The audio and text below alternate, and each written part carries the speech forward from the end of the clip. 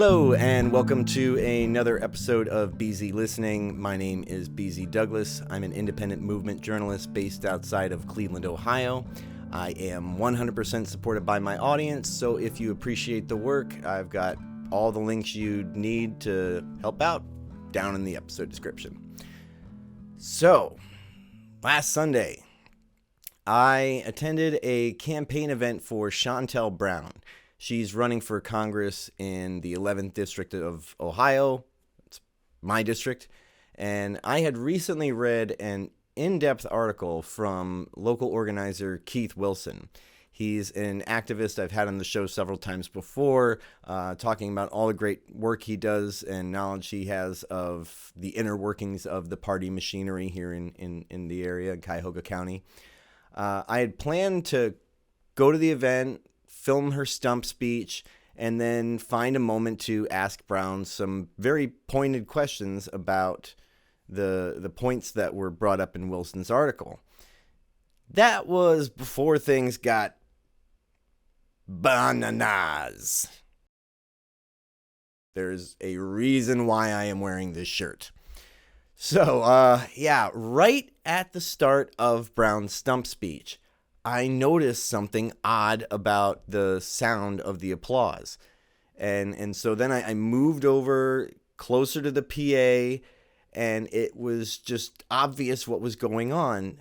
A DJ was playing canned applause, seemingly at Brown's very specific, sometimes insistent cues, and also I would see him giving thumbs up to campaign workers. I have to thank my political brother, my spiritual brother, my baby brother, Bashir Jones, Councilman Bashir Jones.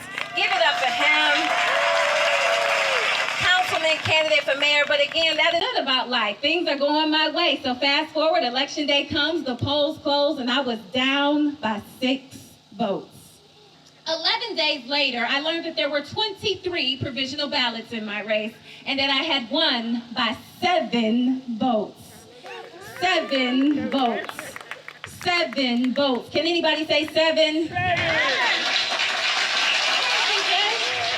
Okay, so that 7 has been so significant to me because as a child of faith, 7 represents perfection. I'm proud to say in 2017, I made history when I became the first woman elected and the first black person elected to lead the largest Democratic Party in the state of Ohio. Now, we are not the most populous county. Despite being the Democratic Party chairperson, I was able to get that done with bipartisan support. Bipartisan support, done unanimously. And along with PCs for People, we were able to provide laptops, free Wi-Fi hotspots for 5,000 students for 2 years.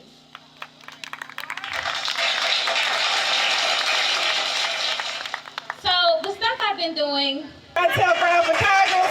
Shontel Brown for Congress. God bless y'all. Thank you for coming out today. Enjoy the festivities. I'll be around to take pictures and talk to folks to answer any personal questions. So thank you.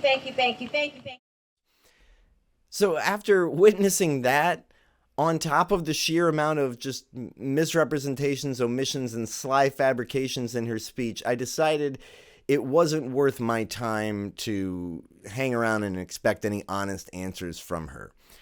So I just got home and immediately posted my fake applause montage onto Twitter and let the world know I just saw Please Clap 2.0.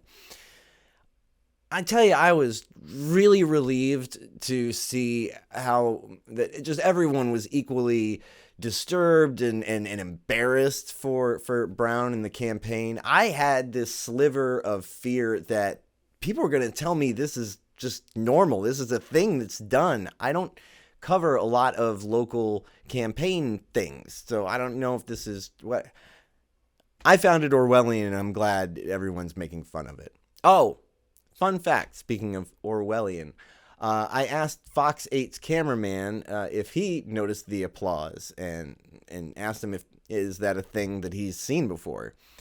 He said no, but immediately just started waving it off, making excuses for how it could be happening, just shrugged, and there was no mention of it in their coverage of that event. it's an interesting thing that. So, as a more substantial follow-up to the applause montage, I got in touch with Dr. Richard Montgomery.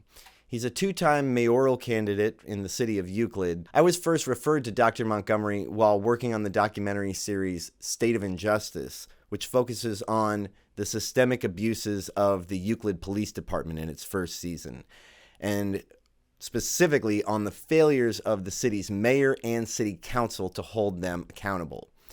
So I asked Dr. Montgomery if he would like to watch Shontel Brown's speech in its entirety and share his reactions, rebuttals, and refutations of the claims Brown makes in it. So the speech is 12 minutes long, and it took the good doctor a solid 90 minutes to get through it. I edited it down as much as possible, but I promise you every second I left in is essential. If you think this story is important, please share it. I have got no network behind me, just you lovely people listening to me right now. And I have linked all of the materials referenced in this piece down in the description. If Twitter is your thing, I'll be putting out a thread with some shorter clips of Dr. Montgomery's more emphatic and dramatic moments. All that said, here is Dr. Montgomery reacting to Shontel Brown's stump speech. My wife told me I gotta be conscious of how I look like I'm going after a Black woman, and I told her, and I understood her point of view, but my response to her is I didn't tell her to go down there and pull a goddamn petition and say she wanted to be elected to represent me. And if she goes down there and asks to be my representative, I have the responsibility and the right as a citizen to ask her questions or to highlight incongruencies when I find them. So, because I think that, I ascribe to this idea of the public intellectual, the most educated people in our society have a responsibility to the rest of society to use their education to articulate the truth about what's going on in ways that they might not have access or the ability to address. So if I got that responsibility, then I wouldn't give a damn if she was a man or a woman. She went down there and pulled that petition and said she wanted to represent us, which means that we have the right to scrutinize her and what she's done to get our vote or not. And what they're trying to do is say white people can't scrutinize Black public officials. That Shontel Brown, if she were to win, is going to be your representative too. And you got the right to pull her card on things when you find that they are not righteous. If you've been in office all this time, why have you not passed any legislation? And she's over there, I've passed lots of legislation. Yeah, but you've never sponsored any.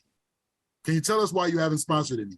I'm not going to get into that with you. You're right, because there's no answer to that. There's no answer to that. You can't be in front of all these people and answer it without lying. So you're not going to get into that with me because you have no answer for that. I want to tell a little bit about myself and how I got into this crazy world of politics. Many of you know this, but there are some folks here that don't know my story. So I want to make sure they know who they have standing before them. I share this story because I think it gives you some good insight to what you can expect from me in the future. So I found myself at my very first city council meeting. It was 2011, youngest homeowner on my street, surrounded by seniors and retirees. And what led me to that city council meeting was because I wanted to know where we would go in the event of an emergency. Now, it might sound like a strange question, but the reason the question occurred is because of the earthquake tragedy that had struck in Japan at the time. It was a repetitive news cycle, a lot like what we saw with the condo collapse. And so I said to myself, what would happen? How would I get my name? So first of all, she doesn't know about county emergency services, which means that even going into this job, she had no idea of what the responsibilities of local government was versus county government. But I digress. But also, yeah, it is kind of weird when you say there was an earthquake in Japan. I wonder what I would do if we had an earthquake here in Warrensville Heights, because we get so many earth-shattering earthquakes in Warrensville Heights that, I've got to make sure that me and my neighbors are going to be safe when the big one comes. To safety. And so I found myself at my local city council meeting, and I got the answer that I was looking for, but something said, Shontel, keep going so you can learn about what's happening in your neighborhood. And what I learned was, like many of our communities, there was some room for improvement. So rather than complain, I am a person that believes in being the change that you want to see. So I rolled up my sleeves, pounded the pavement, knocked on doors, and introduced myself to my neighbors. And I said, I would like to be your city council person. Well, when I said that, they said, well, young lady, what can you do about these tree branches that needed to be trimmed, and these sewers that need to be cleaned, and these potholes that need to be filled? And I said, well, okay, let me see what I can do. So as I was going to the meetings, the administration took notice, and they said to me, Shontel, if you need some help out there, let us know. Well, obviously I did. So I shared with them the concerns of my neighbors, and guess what? Things started happening. Things started happening, and I wasn't even elected. So let me get this straight. So she goes to the city as a candidate for city council, and they immediately start helping her with stuff that she hasn't been elected to do yet.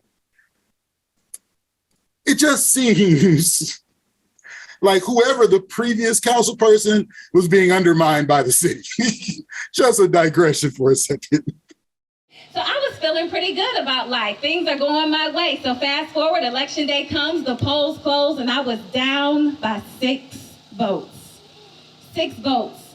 Down but not out. Disappointed but not devastated. All right. She was down by 6 votes.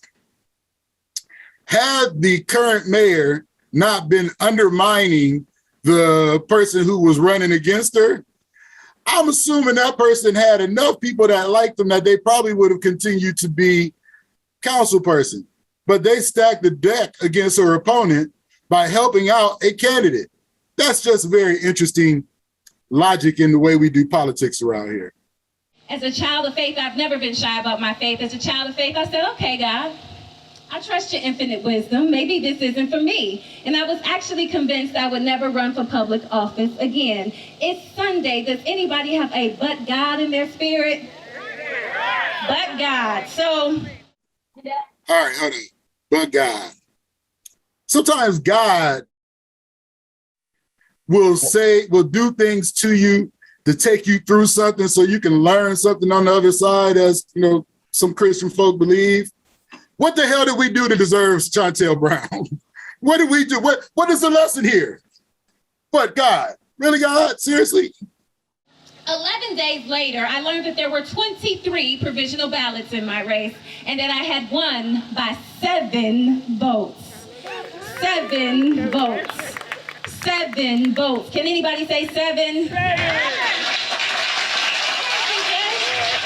Okay, so that 7 has been so significant to me because as a child of faith, 7 represents perfection, completion, and God. So I often credit this journey of public service to His divine intervention, grace, mercy, and favor. And so that has been the moral compass, the guiding force, and the foundation in this work that I intentionally describe as public service. It has never left my mind that I work for you, I work for you, I work for you. It has been abundantly clear to me I've been put in this position to serve the people, and I've never lost sight of it. She works for you, but really when she's pointing at you, the thumb is pointing back at her because she's working for you but getting paid. This is I want to give myself a raise for showing up to county council. When I have not passed any legislation, I am working for you, but really I'm working for myself. So fast forward 2014, an opportunity comes to get promoted, as I like to describe it. When she says serve the people, her financial supporters are in the crowd. She meant those specific people. She wasn't talking about us. The legendary C. Ellen Connolly, first Cuyahoga County Council president and judge, was retiring. And so my name was thrown in the paper, and I didn't know about county council. It was the new government that had been formed. Didn't know, huh? Jimmy Dimora? Jimmy Dimora had been in the newspaper for months, if not a couple years, because he was being indicted for bribery and I believe extortion and pay-to-play scandals. She had no clue. She just heard that they got a new form of government. Hey, there's a position open for me. Let's see where this goes. So I approached my friend, Mayor Sellers, at the time, and I said, well, what do you think about me running for this position? Does anyone know Mayor Sellers out there? Raise your hand. So I said, Mayor Sellers, what do you think about me running for this position? He said, well, Shontel, I think you'd be good for it, but you need to call Marsha Fudge first, so.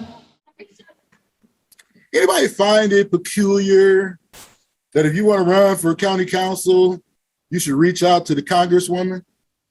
Oh, what? What does this congresswoman have to do with this process? It's just those questions you ask yourself when you say, is there a hidden curriculum to being in the club? Well, Mayor Sellers had a fondness, obviously, for Ms. Brown, and he gave her that hidden curriculum.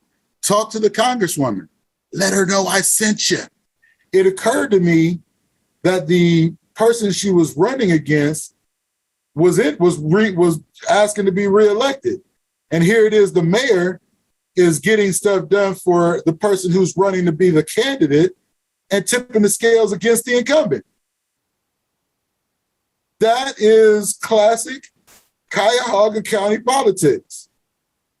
I reached out to Congresswoman Fudge, very nervous, and said, hi, Congresswoman, I'm thinking about running for this position. She said, well, if Mayor Sellers supports you, then you'll have my support. All right, people, let's buckle yourself in now. So, if she calls the congresswoman, let's just say the congresswoman is the de facto party boss, as we all have heard her called. She calls the party boss and says, hey, I want to run for this position. Why that would be necessary, we'll all have to conclude on our own. But she calls the party boss and says, I want to run for this position. And what's the first thing that a person who's here for the people would say? What have you done, young lady? What have you done as city council person? Tell me what you want to do as county council person. The interview on behalf of the people sounds like that. But if Mayor Sellers says that you good, one of my colleagues has already signed off on you, so I know you're ready to play ball with the rest of us, which is the message that sends to me. You're right. You got somebody. I mean, and if you're like any street person, you want to be in the gang, you can't just show up willy-nilly and be like, hey, I want to be down with your gang. You got to be brought in by somebody. And when you bring in somebody, they got your backing, which is no surprise why we see Marsha Fudge down in Akron while she's the Secretary of HUD campaigning with Shontel. She can say she happened to be in the same place with Shontel at the same time, but what's the Secretary of HUD doing in Akron while Shontel is campaigning in Akron? The Hatch Act, which is a federal law that says that administration officials cannot participate in local elections because it sends the message that the administration itself endorses this person. So Marsha Fudge is a Biden cabinet member. By default, if Marsha show up campaigning for Shontel, what she is doing is implicitly saying Joe Biden like her too. And that's against the federal law. So when Marsha got filleted at this hearing last week, is because she spent more time campaigning. When you saw the article of her meeting Bashir Jones and Shontel Brown at Frederick's for dinner, and then she's down at Lock 3 about 3 weeks ago at a event. Lock 3 is sort of this concert venue. It's an outdoor concert venue. She's down in Lock 3 with Shontel, who's down there campaigning. That is, and that is combined with that commercial about her mom. So Marsha Fudge's mom starts this commercial talking about how she raised Marsha. These are clips of Marsha. And then she talks about Marsha can't endorse, but I'm her mom and I can. And then she goes on to talk about how Shontel would be a great leader, but she ends in saying, we are going to vote for Shontel. Now, if she had talked about her husband or Marsha Fudge's siblings, you could infer we as a family are going to support Shontel. But if the only person you talk about in this commercial is your family, and then you say we at the end, I think that's a violation. We are outraged because it looks like they're breaking the law. It looks like they're breaking the law and they don't care. And these are elected representatives for us. These are people we've put in office. We elected them. And they don't mind looking like they're as legal as hell. Frederick's is a prominent Black restaurant venue. You don't go to Frederick's by accident. You go there because you want to be seen, because that's where other prominent Black folk go. You don't show up in Akron. Like, Marcia Fudge didn't really come to Akron when she was Congresswoman. But now during this election campaign, she's down in Akron at the same event with Shontel. How is that not a Hatch Act issue? The problem is, who gonna tell? One of the issues that, I think I told you this story. I wrote an article back in February in the Plain Dealer where I look at the bylaws of the Democratic Party. One of the first sections you come to is the Party Unity Clause. Party Unity says if the county doesn't endorse, the officials of the county party can't endorse. Well, here's Shontel with an entire list of people, of county officials who can't endorse. And but they're on her page endorsing her.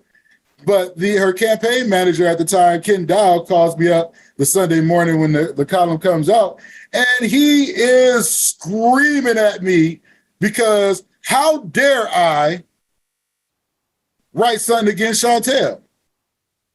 And as far as I'm concerned, my business relationship with Ken Dow, being a consultant for candidates he's asked me to work with, that don't change the truth, or whether or not I'm willing to tell the truth.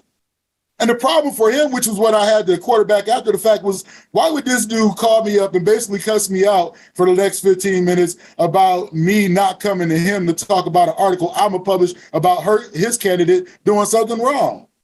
Because in this town, it's easy to incentivize people out of telling the truth, which is why ain't nobody telling on Marcia Fudge or making reports on Marcia Fudge, because this is not a town where people are paying much attention, and the ones who are paying attention are trying to be part of the club. I don't give a damn about your club. I can be elected or I can not be elected. My voice doesn't change. I'm Dr. Richard Montgomery. I'm a public intellectual who is about the truth. And too few people have the integrity or the ability to simply analyze what's going on to tell enough of the truth for it to matter, or at least make the party bosses be wary of being so openly in conflict with the rules and the laws. You can't incentivize me. I don't do this because I'm trying to be popular. Or I'm not doing this because I got an axe to grind against a particular person. I know the suffering of people. So if you know the suffering of people and you do this because you want to ease that suffering, you can't incentivize somebody out of that. And too few people with the education and the wherewithal to do it work for some part of the system. I reached out to Congresswoman Fudge, very nervous, and said, "Hi, Congresswoman, I'm thinking about running for this position." She said, "Well, if Mayor Sellers supports you, then you'll have my support." Well, let me tell you, this race turned out a lot different than my first. Instead of 3 people, now there's 6. They're more qualified, more educated, more money, more experience, more of everything. Lies. Lies. They are more educated. They were more experienced. But you know what makes a difference in elections? Money. So let's find out. Why would Shontel Brown, basically a nobody from Warrensville Heights, have some of the major prominent corporate people in the city, county, in Cuyahoga County coming to donate money to her? She's running for Cuyahoga County Council. They got contracts for these companies. So when she's talking about they were more educated candidates in her race, yep. There were more experienced candidates in her race, yep. But there were 5 total candidates in this race.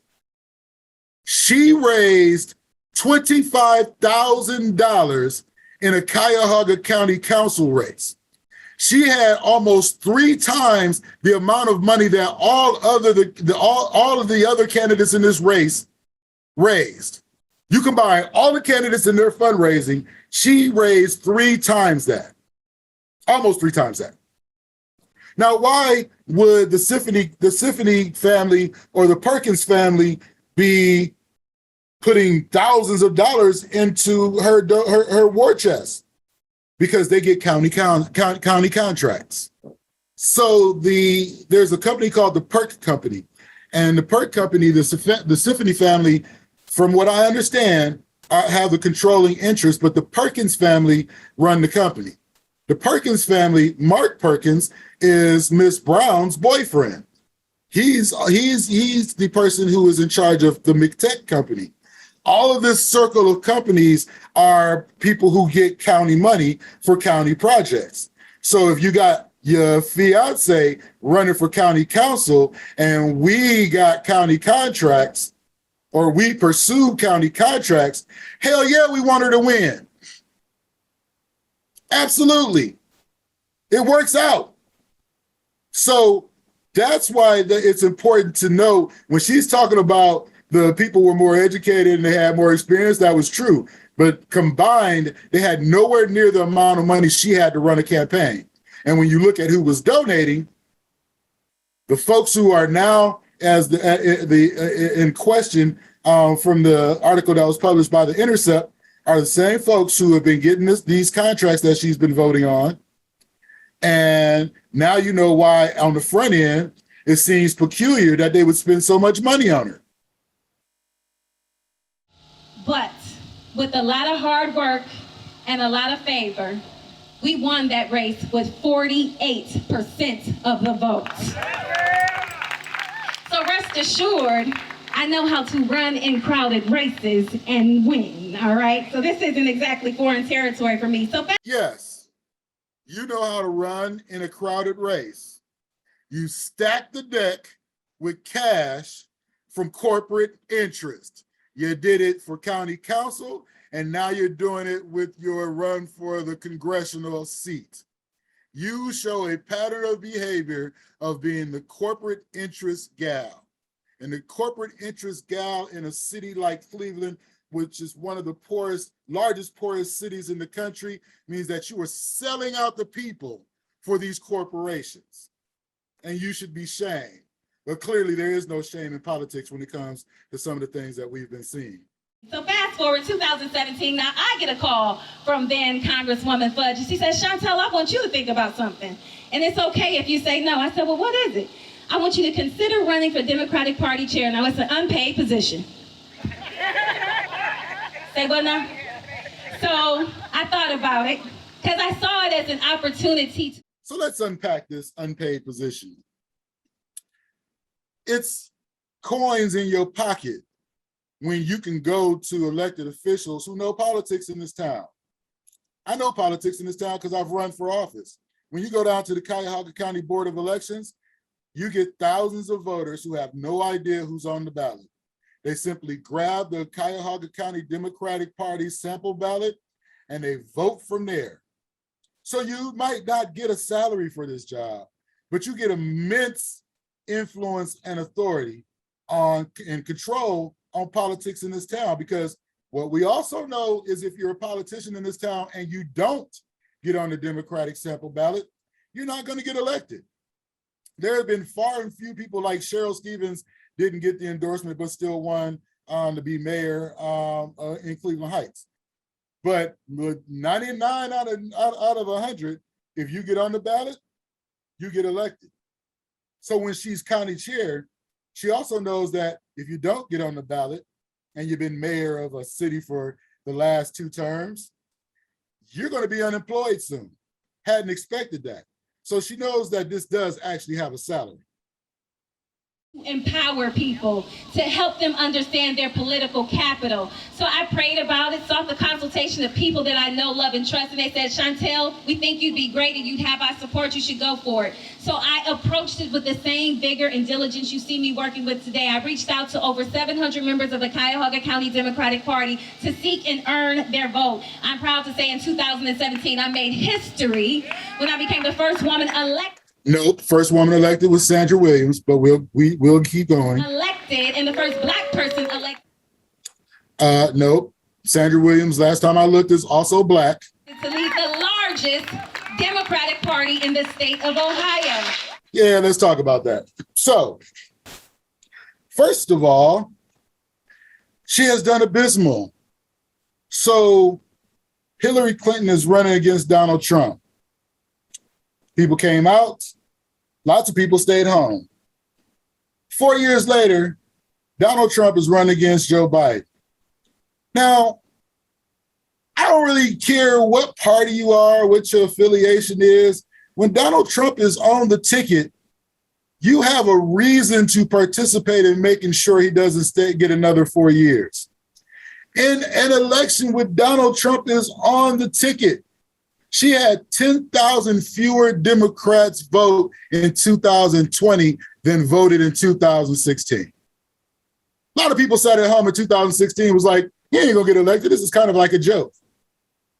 I don't need to show up because there's no way that anybody would elect Donald Trump.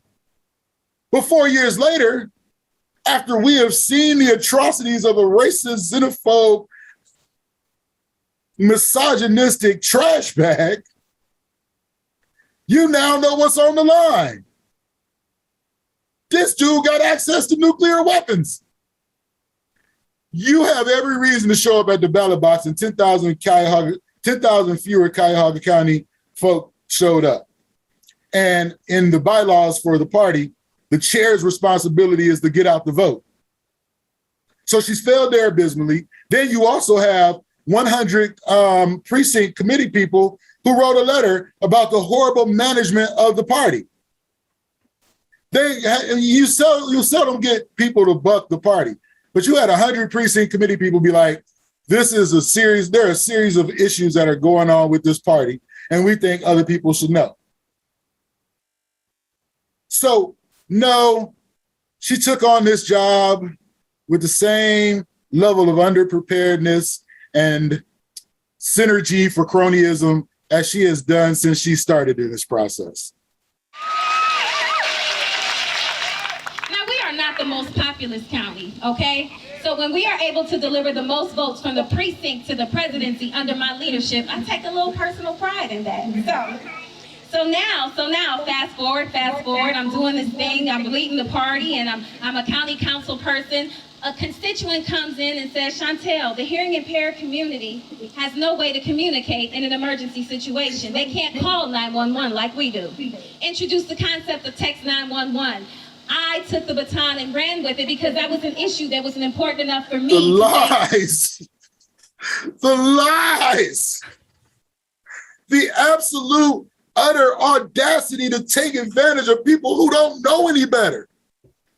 All you got to do is Google text 911 Cuyahoga County, and you'll get an article that says Cuyahoga County is poised to buy new 911 equipment.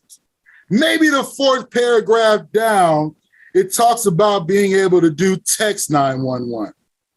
I forgot the name of the journalist who wrote the subsequent article, but it said that the cellular companies had to upgrade their software to be able to use the software countywide. They sent a letter to Cuyahoga County Council and said, we have all collectively made the upgrades. Now we're ready to be able to offer this feature. They bought this text 911 system in 2013. She didn't get elected till 2015. It took a couple of years for them to do the upgrades, and when they were finally ready, she had nothing to do with offering this legislation. She's lying. It is an utter, absolute lie, and all you got to do is Google this information. Cuyahoga County is poised to buy new 911 equipment. Few paragraphs down. Damn it, I just can't.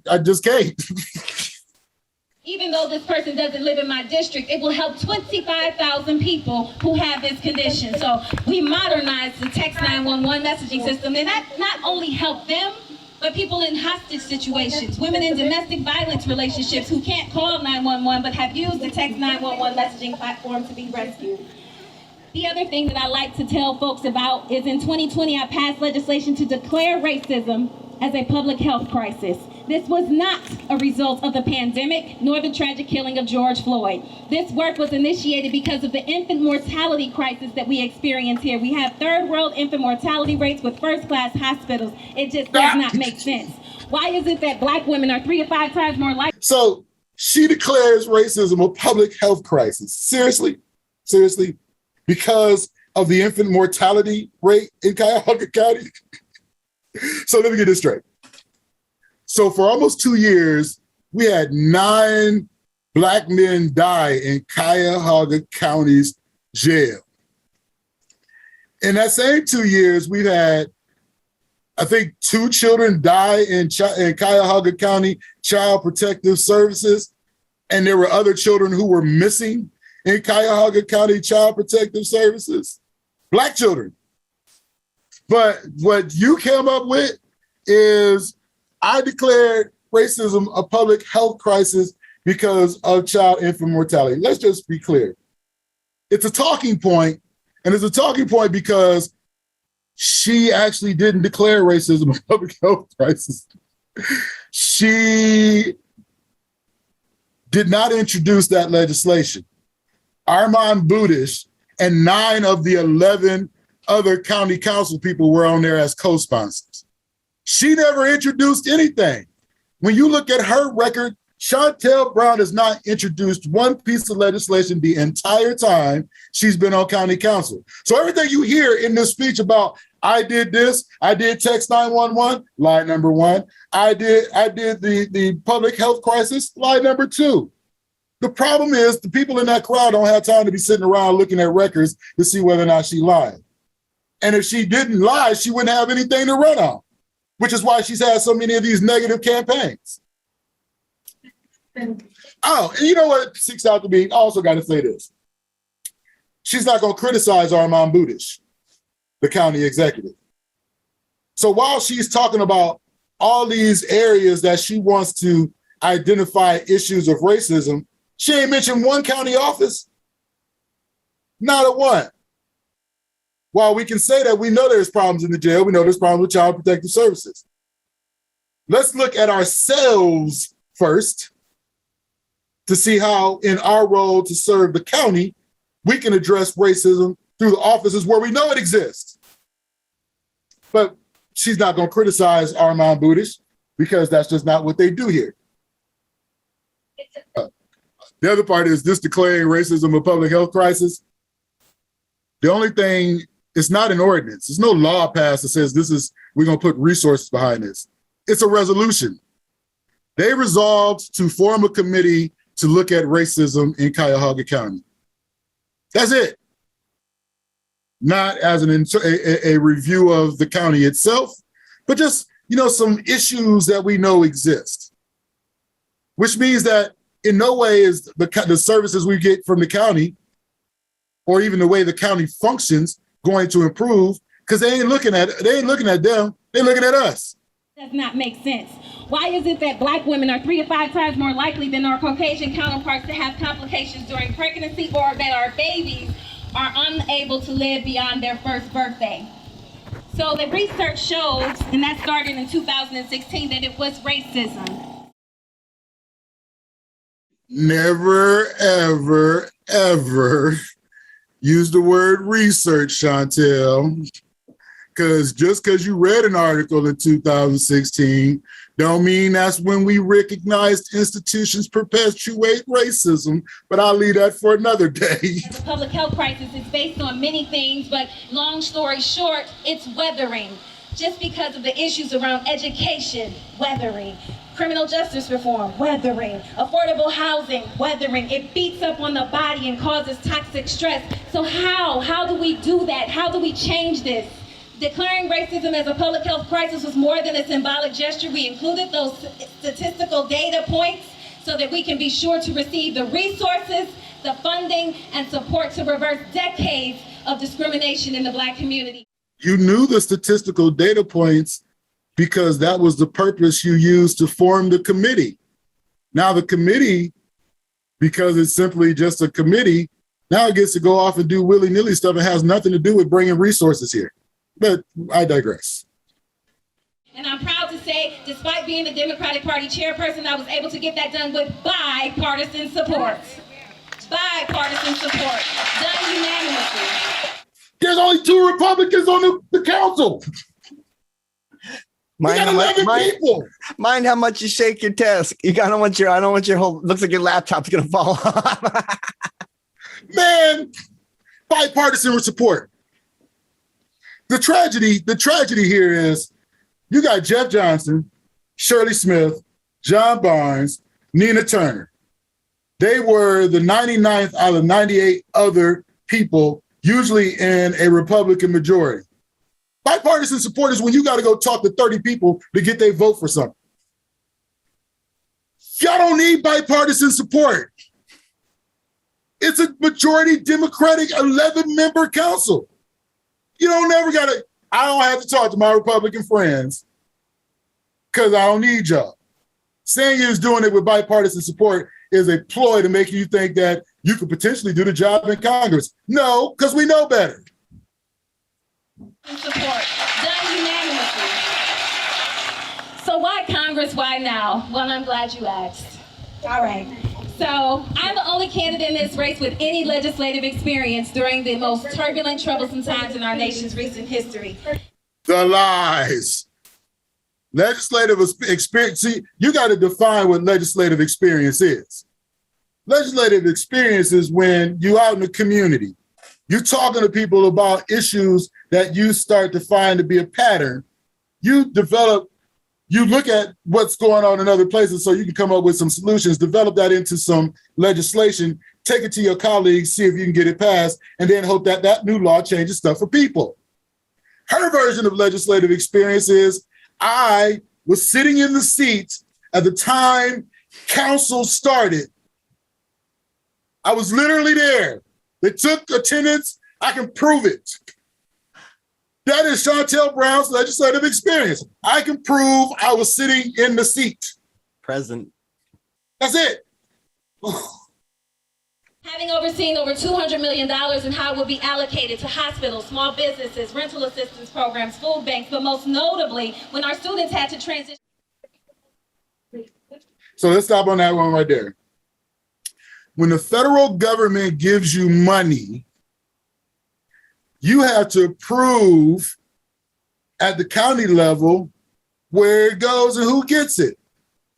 Showing up to vote on where the money goes means that there was money given for a purpose, whether you identify the purpose or not, it's there to give away. Showing up and saying, I, is not you doing anything. It's you being present. This cake with this. Transition from the classroom to virtual learning, they could not access the internet due to digital redlining. So it was me that proposed $1.5 million be set aside so they could get free Wi-Fi hotspots. Again, the lies. First of all, Resolution 2020-0156 is what she's talking about from County Council. Resolution 2020-0156 came about as a request from the CEO of Cleveland Public Schools, Eric Gordon, to Armand Budish. You don't believe me? Do an email request. You'll see Eric Gordon asking Armand Budish for the county money to assist with hotspots for the kids. She was a co-sponsor on the bill with 4 other people. Armand Budish is the sponsor of the bill. She has this commercial and it burns me every time because she says, I got hotspots for the kids, and the kid comes on and says, Shontel did that for me. No, that is not true. That is absolutely not true. But again, her entire campaign has been focused on taking advantage of voter apathy, voter undereducation. And by saying these claims and not having, like I said earlier, people with the boldness and willingness to call it out, people just hear it and believe it. I brought hotspots. No, you didn't. And it's crazy because I would be afraid to tell that lie when I know people can go look up 2020-0156 in county council minutes and find out that it's not true that I did that. If you're gonna give somebody credit for it, give Cheryl Stevens credit for it, or Armand Buddhist credit for it. But if we give them credit for it, why ain't they running for Congress? Because for what she's running on to be a candidate in the House of Representatives, any other candidate on county council could be qualified. Because, matter of fact, there's more people on council that have proposed stuff than her, because hers is 0, that we probably got the wrong candidate. I'm proud to say the Cleveland Foundation matched those funds, and along with PCs for People, we were able to provide laptops, free Wi-Fi hotspots for 5,000 students for 2 years.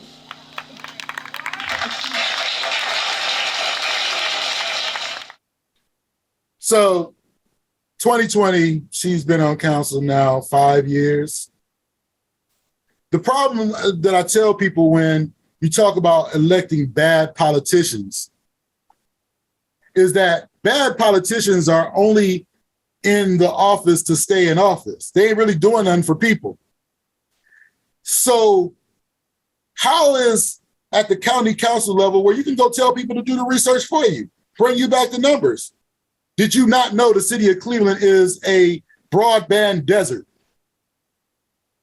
It took a pandemic for you now to have to respond. Let's just say even if we gave her credit for it. Why? What were you doing the previous 5 years that you've been in office, knowing that this is a broadband desert? So it's difficult for me when I listen to people talk and you compare and contrast where they've been and where they are now and what they say about it. Because if she was in a court of law, she'd be in jail for perjury. She might end up there soon anyway, if you saw that Newsweek article. But essentially, if you got to get up there and exaggerate a little, yeah, sometimes people exaggerate their resume. But most of what she's saying about what she's done is a flat out lie. The only thing she can attest to is she was present when all this stuff happened. So the stuff I've been doing, it's not sexy. It doesn't get a lot of headlines, but I don't do it for that. I do it because I want to make headway, not headlines. If you want somebody that's going to give you lip service instead of public service, then I'm not your candidate. Usually you have to have actually done something to make a headline. You're not making headlines because journalists ain't got nothing to write about. I mean, people are going to be busy for the next 6 months with this ethics probe, but she can't garner the attention of any reasonable journalist, because what is the journalist going to do? Write about her perfect attendance? Actually, that's a good idea. She should get like a little ribbon for like no missed days of council. And I mean, you got to reward people for what they do. And she can't get a I passed legislation ribbon, so. If you want somebody that's going to give you lip service instead of public service, then I'm not your candidate.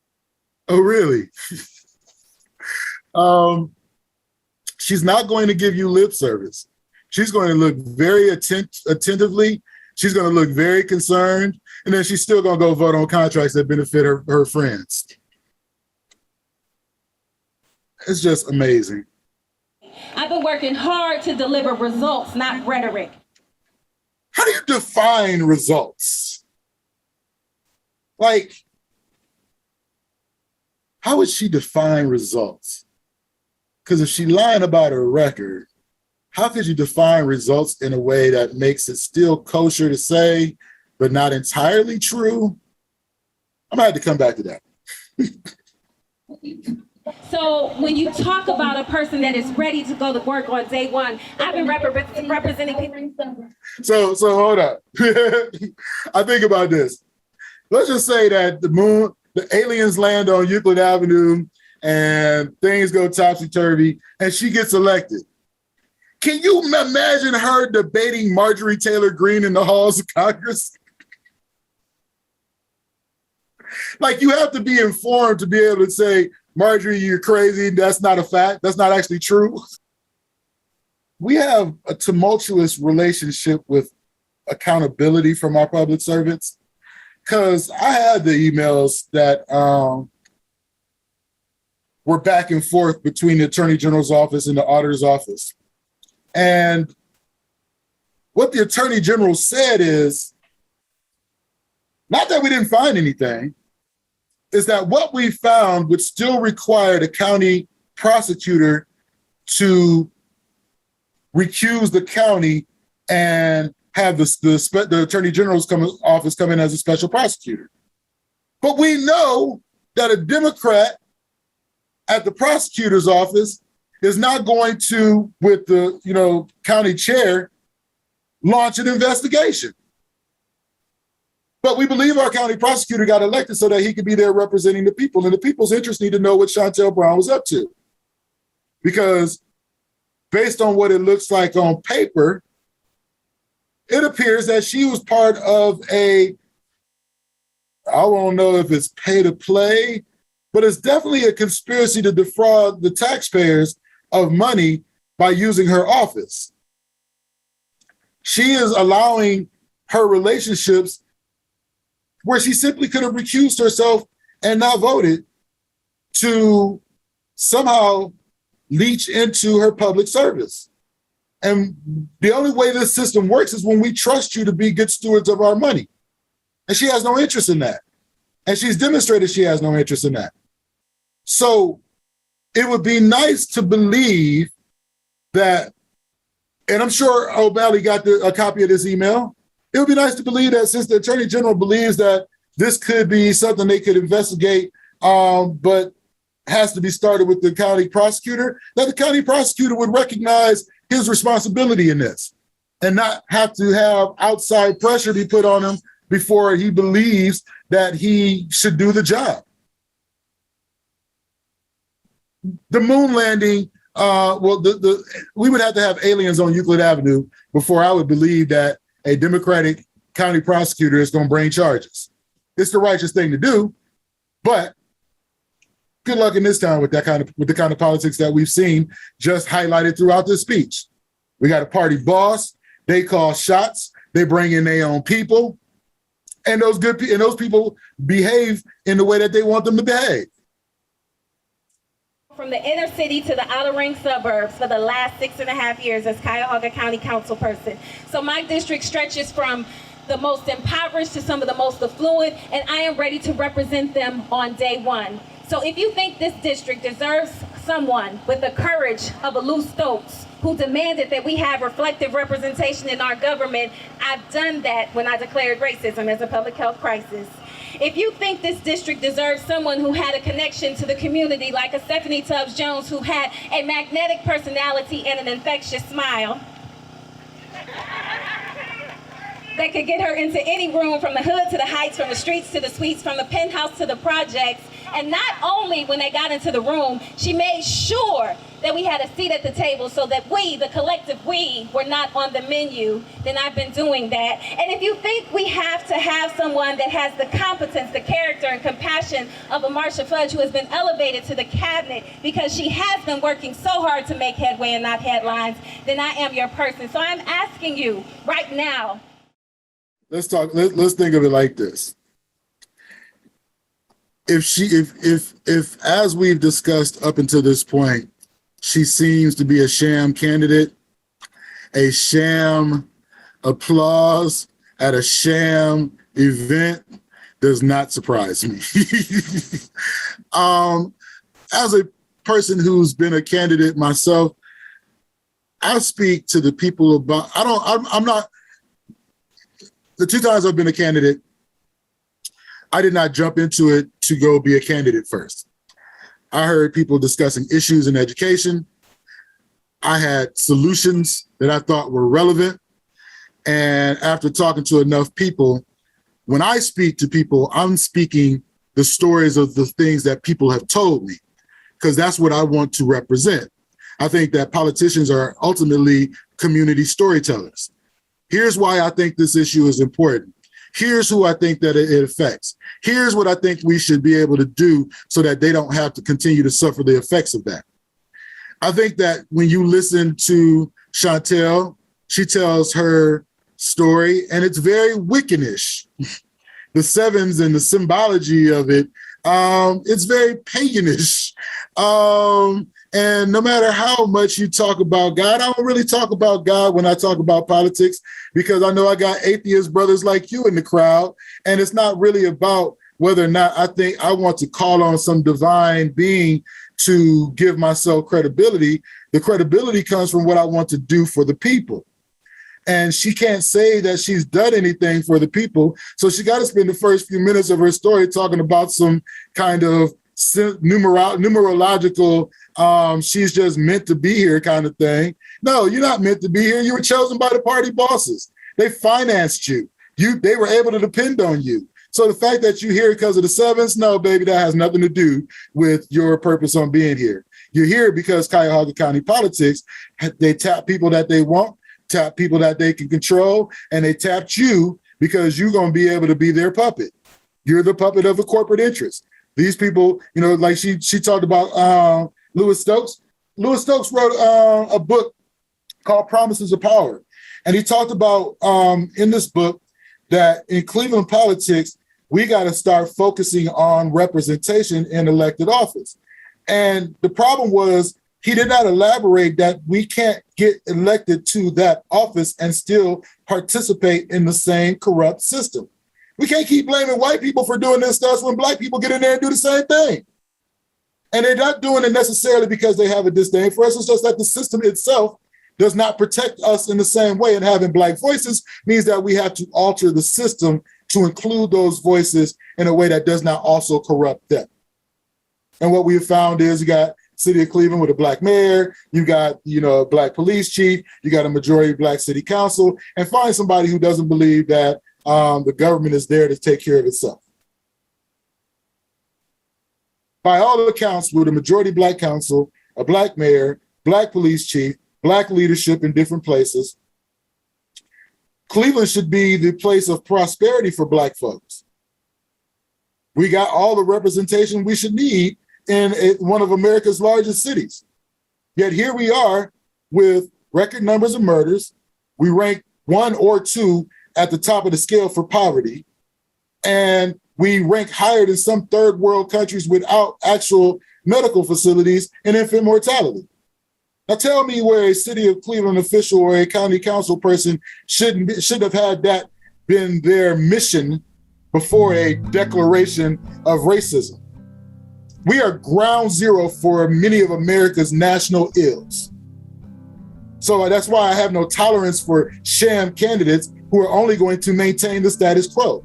Because the politicians who are funded by corporate America is out there living in Pepper Pike, out in Solon. They don't have to deal with the ills of 116th and Kinsman. They probably never ride down the street where there's teddy bears and balloons on a light pole. Probably have no idea even what it is. Oh, that's a nice decoration. No, someone died there. That's not their reality. So they can, without any conscience or heart, promote a Shontel Brown, spend money on a Shontel Brown, because Shontel Brown is going to maintain their lifestyles, not the greater good of the people she got elected for.